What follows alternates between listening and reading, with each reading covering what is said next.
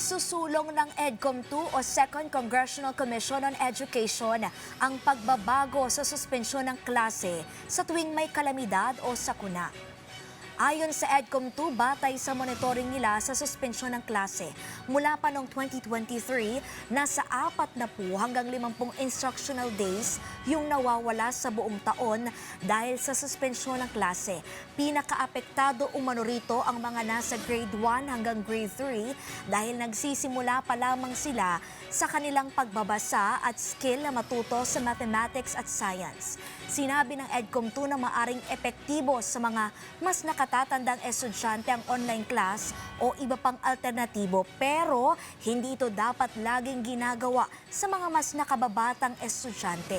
Kabilang sa isinusulong ng EDCOM-2 ang pagtatanggal sa blanket suspension o pagsuspende ng pasok sa lahat ng paaralan sa isang lugar.